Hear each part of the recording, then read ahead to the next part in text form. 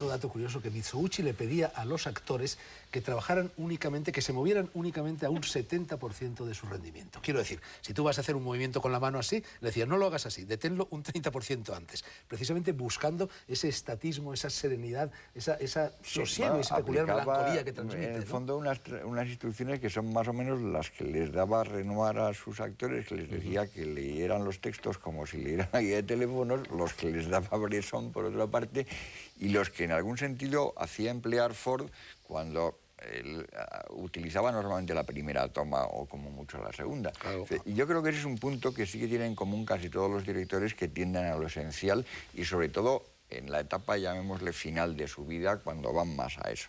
Que es lo que hace que tengan mucho que ver directores que no tienen nada que ver, pero que en el fondo, llegados al final, Dreyer tiene que ver con Rossellini, Rossellini tiene que ver con Ford, Ford tiene que ver con Renoir, Renoir con Mizoguchi, y todos tienen algo que ver.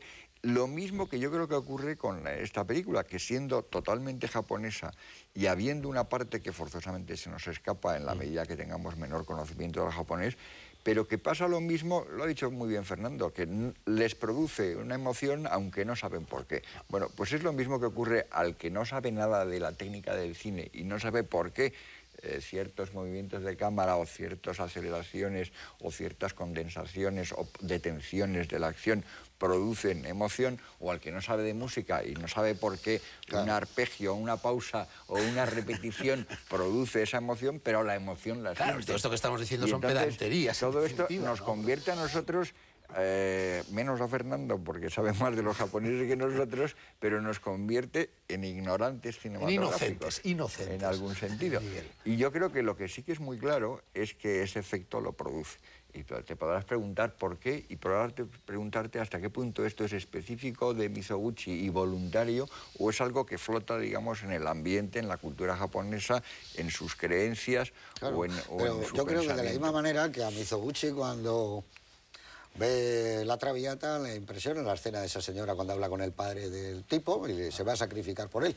Porque estamos en el ámbito del melodrama, claro, siempre. claro, estamos, por eso, porque estamos en el melodrama. Es muy y al final, también. claro, entonces es eso. Y al final, cuando esta chica está muriendo, es un final como de ópera, es un final como de la Bohème, ¿no? Es un final de La Traviata, parece, incluso recuerda la película aquella de la Bohème que hizo Diderot, me parece, es parecido además al final de Quimper. Hay ciertos momentos parecidos a la Bohème, absolutamente, claro. vamos, el argumento en el fondo no deja de ser la Bohème, ¿no? El uno toque triunfa, es otros distinto, mueren. Claro. Bueno, a ver, dime cuál es El el... pisito en el que viven ellos allí Sí, es claro, la guardilla de la Bohème. Y es la guardilla de Fran Borzaje y esas cosas. Bueno, dime, a ver, ¿cuál es el plano que tú eliges? Pues que mira, más te guste. hay un juego, y lo malo es que siempre hay un juego. Es difícil decir una escena porque siempre habría que citarlos. Hay un momento en el que ella le pone a él la manta, cuando están peleados, lo cubre con una manta, que él se ha salido ahí, está cabreado y todas esas historias y tal, y muy borde,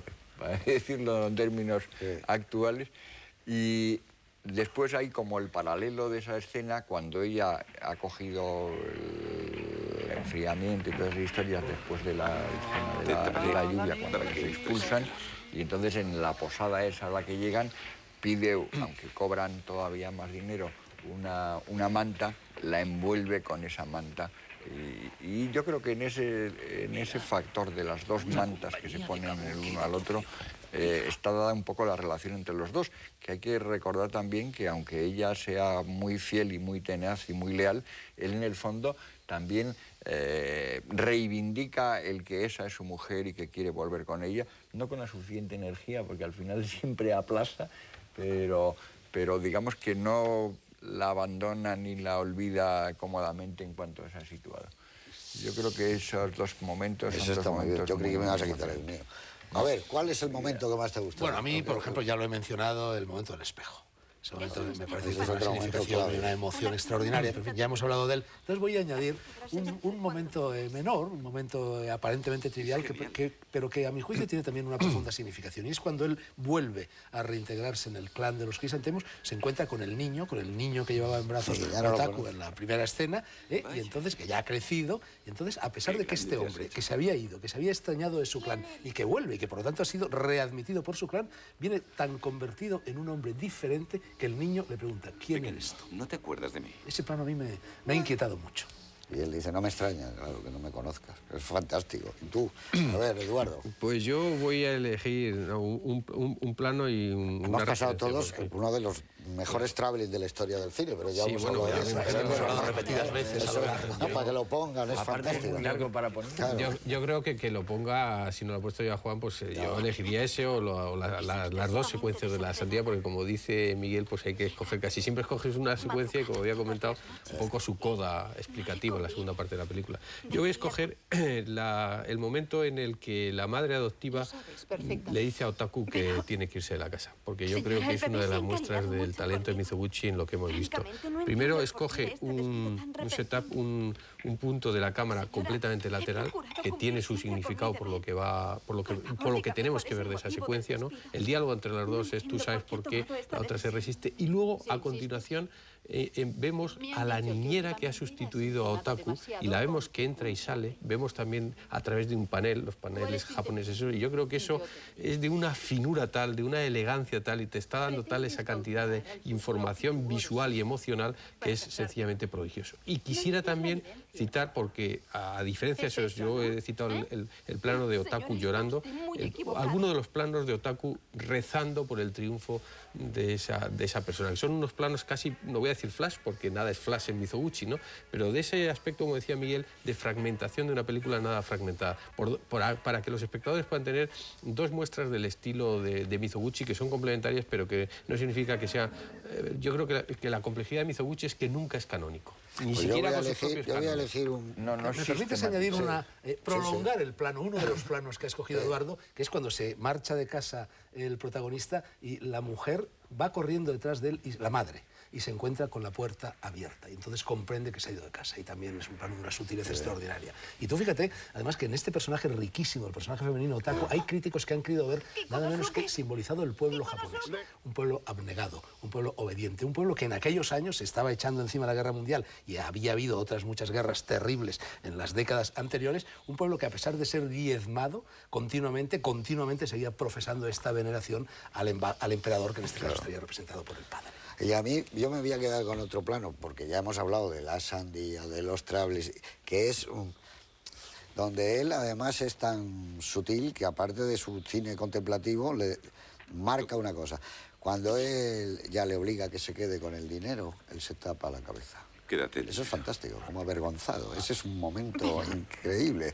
Él coge el dinero y se tapa la cabeza. Ese es un momento extraordinario y muy marcado por el director. Ese sí que está claro que él se siente tan mal y se queda con el dinero de ella. Y entonces ya no solo tiene el amor, es que le ha dado todo, absolutamente todo. Y él se tapa la cabeza. Ese es un momento que a mí me produce una sensación tremenda, ¿no? En un hombre que además es melodrama, pero hay romanticismo, pero a pesar de que pueda parecer que hay un cierto distanciamiento de frialdad, ¿no? Es muy romántica, es una historia preciosa y que actualizada sería como ha nacido una estrella. Actualizada. Ese señor que al final es al revés, se mete en el mar. Es una historia del que la va soportando. Tendría mucho que ver con el melodrama, sobre todo con la versión de Cukor.